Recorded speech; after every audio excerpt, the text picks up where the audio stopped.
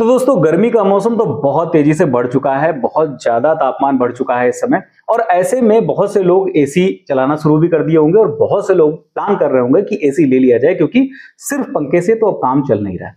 लेकिन जब एसी लेने की बात आती है तो एसी लेने को लेकर के बहुत सारे सवाल हमारे दिमाग में रहते हैं और उसमें सबसे बड़ा चिंता का विषय रहता है बिजली का बिल कितना आएगा अगर हम एसी चला रहे हैं तो। कि आप अगर ये सोच रहे हो कि मैं अगर 8 घंटे 10 घंटे कोई एसी चलाऊंगा तो मुझे कितना बिल आएगा अगर मैं डेली 8 घंटे एसी चला रहा हूं या 10 घंटे एसी चला रहा हूं, जो इस तरीके के सवाल लोगों के दिमाग में रहते हैं, इनका सारा जवाब आपको इस वीडियो में मिल जाएगा। आखिर तक वीडियो को देखिएगा और मैं आपके सारे कंफ्यूजन दूर कर दूंगा, ताकि एसी लेने से पहले आप ये चीज जरूर क्लियर कर लीजिए कि आपको एसी लेने के बाद कितना ज्यादा बिजली का बिल आने वाला है अगर आप एसी को 8 से 10 घंटे दिन में चलाते हो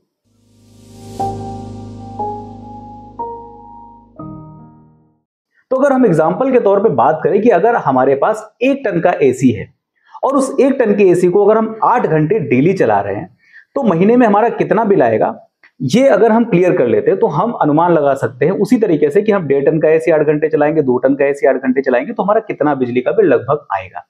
अब इस पे बहुत सारी चीजें ध्यान में रखने वाली भी हैं कि बिजली का बिल सिर्फ और सिर्फ टन पे नहीं, बिजली का बिल हम किस तरीके से एसी को चला रहे हैं इस पर भी बहुत ज्यादा मायने रखता है। तो चलिए फटाफट से मैं आपको सारी चीजें बताता हूं। अगर आप 1 टन का एसी लेते हो और 1 टन का एसी आपके परफेक्ट रूम के लिए परफेक्ट एसी अगर है तो फिर आप अगर उसको 8 घंटे दिन में चला रहे हो तो कितना आपका बिजली का बिल आएगा उसको मैं बताता हूं आपको।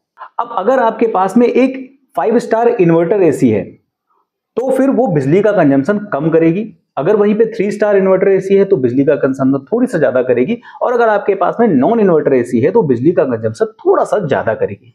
तो यहाँ पे बहुत सारी चीजें मायने रखती हैं, उसी हिसाब से आपको चूज करना है कि आपको कौन सा एसी लेना है और कितना बिल आपका आएगा। जैसे मान लीजिए आपके पास अगर 5 स्टार इन्वर्टर एसी है और 1 टन का एसी जिसको आप 8 घंटे के लिए चला रहे हो तो लगभग आपका 8 घंटे में 5 से 5.5 यूनिट के आसपास खर्चा होगा एक दिन का। तो अगर 5 से 5.5 यूनिट के आसपास आपका डेली का खर्चा हो रहा है और ऑन एन एवरेज आप डेली 8 घंटे के लिए अपनी 5 स्टार इन्वर्टर एसी को चला रहे हो तो आपका लगभग 150 से 165 यूनिट पूरे महीने में खर्च होगा। और यूनिट का जिस हिसाब से आपके यहाँ पे एरिया में चार्ज हो उस हिसाब से आप काउंट कर सकते हो कि आपको कितना बिजली का बिल आने वाला है। अब वहीं पे अगर आपके पास में 3 स्टार इन्वर्टर एसी है तो ये यूनिट जो है कंजम्पशन वो थोड़ा सा बढ़ जाता है, वो आपका लगभग 8 घंटे में 8 यूनिट खर्चा करेगा। तो 8 यूनिट अगर आपका डेली का खर्चा हो रहा है तो 8 यूनिट के हिसाब से अगर आप पूरे 30 दिन के लिए एसी अपनी चलाते हो तो आपका लगभग 240 यूनिट खर्च होगा पूरे महीने में। और वहीं पे आपका अगर नॉन इन्वर्टर एसी है जो कि बिल्कुल भी बिजली की बचत नहीं कर रहा है तो वो एसी आपका लगभग 9 से 9.5 यूनिट पर 8 घंटे में खर्च कर देगा। यानी आपका जो बिजली का बिल है वो पूरे महीने में लगभग 300 यूनिट के आसपास आ जाएगा। तो अब इस हिसाब से आप देख लीजिए कि आपकी एसी इन्वर्टर है या नॉन इन्वर्टर है, उस हिसाब से आप निकाल सकते हो। अगर आपकी एसी 1.5 टन की है तो आपका खर्चा डायरेक्ट 1.5 गुना हो जाएगा। अगर आपकी एसी 2 टन की है तो आपका खर्चा उस हिसाब से बढ़ जाएगा। तो आप इस तरीके से आप कैलकुलेशन बढ़ा लीजिए।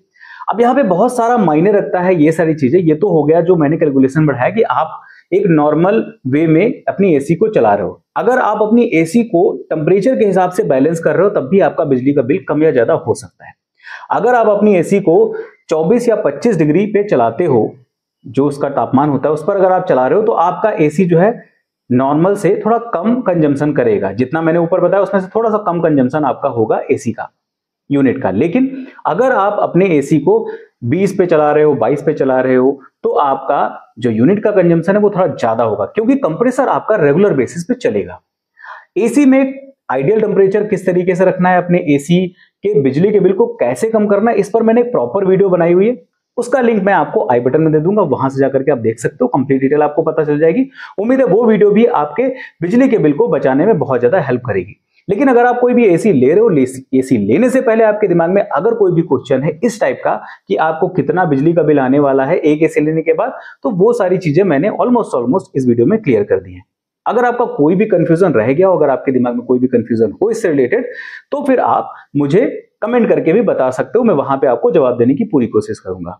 उम्मीद है आपको वीडियो पसंद आई होगी, ये टॉपिक अच्छा लगा होगा, जो मैंने समझाने की कोशिश करी समझ में आ गया होगा। अगर आपको सारी चीजें अच्छी लगी, समझ में आया तो लाइक कर दीजिए, अपने दोस्तों तक भी शेयर कर दीजिए ताकि उनके भी कोई कंफ्यूजन इस टाइप के हो तो दूर हो जाए। और अगर आप मेरे चैनल पर नए हो तो मेरे चैनल को सब्सक्राइब कर लीजिए और बेल आइकन को भी प्रेस कर लीजिए ताकि मेरे वीडियोस के सारे नोटिफिकेशंस आपको टाइम पर मिलते रहें। मैं इसी तरीके की बेहतरीन वीडियोस आपके लिए लेके आता रहता हूं। मैं मिलता हूं आपसे अगली वीडियो में, तब तक के लिए नमस्कार।